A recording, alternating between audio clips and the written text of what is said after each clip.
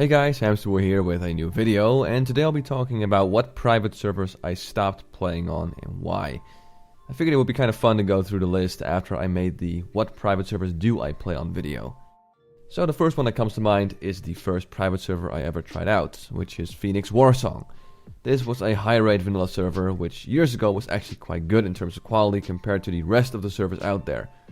Unfortunately, Phoenix bit the dust and eventually shut down their service, which obviously meant I gave up on playing there. Kind of a shame, as I had a lot of time invested in multiple level 60 characters on that server, including my mage, balanced druid, which was pretty much a pre-rate best in slot, and I did do ZG and AQ20 with that a couple of times, my shaman who I mainly did PvP with, my smite priest, and a bunch of other characters. Same thing goes for the Burning Crusade server Archangel, which was also from Phoenix, where I have tons of time invested, and I had a boatload of characters there with tier 4 gear and up. And then finally Phoenix's Realm of Shadows, which was Phoenix's attempt at a Wrath of the Lich King server, but like all the other servers, that one got shut down as well. Then we arrive at Molten Wow's Cataclysm server. Yeah, I know, not exactly the best choice of servers when it came to quality. However, I was always intrigued by the more modern expansions and how people said that Cataclysm was the downfall of World of Warcraft. Now, I never played Cataclysm on retail WoW, so I decided to give it a go and see how bad or good it is. Of course, Molten WoW's Cataclysm server was far from Bliss-like, with higher rates, way more bugs, and it even got to a point where after implementing a patch or a fix of some sort, barely any of the Cataclysm quests worked. Oh yeah, the quests that were the main focus of the expansion that you were playing on didn't work 95% of the time. Trust me, it was a shit show, but it was a server with a high population, which did lead me to doing a fair bit of PvP there, as I do kinda like how some classes work in that expansion, including my warrior who was decked out in full PvP gear. Eventually, I kinda lost interest in PvP, and after that I tried to move over to PvE, but I just couldn't get into it. Then the mold down happened, and I lost interest altogether, so I moved on. So while I was doing this journey to check out the more modern expansions, I decided to give the expansion that came out after Cataclysm a go, which was Mist Pandaria. The server that caught my eye was Panishan, now known as Firestorm. Panishan kind of reminded me of Molten. It had a decent population with higher rates, but some bugs were just plain embarrassing. At that time, I started to figure out why all these buggy servers had high leveling rates. Cause then you'd only have to do a fraction of the quest, and I don't have to spend a shitload of time fixing every single one of them, cause 20% of the quests is enough to finish one leveling zone. Despite that, I did spend a bit of time playing there because the server did have a pretty nice community, and I did enjoy a fair bit of PvP there with my druid.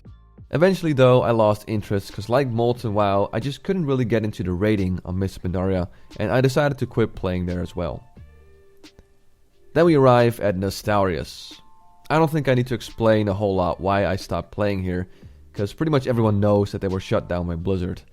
To be fair, I didn't spend a whole lot of time here. I just wanted to level casually, as trying to power level on a server with over 10,000 people online wasn't really that appealing to me, as you literally had to fight for every single mob or quest item on that server.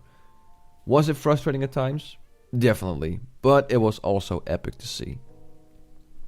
The next server on our list is Primal Wow. Now, Primal Wow is to this day the server I had the most fun on. So, why did I quit? Well, cause raiding basically took too much time out of my life, as you had to free up an entire evening 3 times a week if you wanted to be part of those progression raids. And it's not like the raids there were a complete face roll. Hell, some fights are arguably even harder than retail. They had a healing nerf on Primal, mechanics were altered to do more damage, and bosses had way more health. I remember the first time we killed Chromagus. That fight took well over half an hour. Yes, one fight, more than half an hour. So naturally, even before the raid started, you had to do a lot of preparations. You know, farming consumables, going to Dire North, going to Felwood for the Songflower buff, etc. It got to a point where I was getting a little burned out on having to come home from work, rushing to make dinner, and then log on and have nothing left of my evening other than raiding on Primal Wow. Besides that, I was also raiding on Dalaran WoW with my real life friends, so you can imagine wanting to raid on 2 different servers, make videos, have a full-time job, and a bunch of other stuff was just a bit too much. I eventually had to choose between Primal Wow or Dalaran Wow, and I went with Dalaran Wow because I'm raiding there with my real-life friends who I've known for a long-ass time. It was unfortunate that I had to part ways with people from Primal WoW, but like I said, raiding on 2 servers with all the other stuff was just not really doable. So in between all of this, I also gave WoW Freak's Mists of Pandaria server a go, simply cause on paper it seemed like this had all of the things that Pandashan didn't have. In other words, most of the quests working. Because of the high rate, I leveled a few characters there, had some fun with gearing them up, and I have to say the 1 to 90 level experience, though highly boosted because it has a 15 times leveling rate, was very enjoyable and I did not regret giving that server a shot. Eventually though, I wanted to return to my roots, as my 2 favorite versions of WoW will probably always be Vanilla and the Burning Crusade. So what's next on our list? Oh yeah, the return of Nostarius aka Elysium. This was a very important moment for the private server community, as many popular news outlets were talking about Nostarius. How even popular YouTube channels like Linus Tech Tips were even mentioning it in their podcast. So basically all eyes were set on Elysium, and I had a chance to get back at leveling a character on a Bliss-like server after I lost my druid on Nostarius.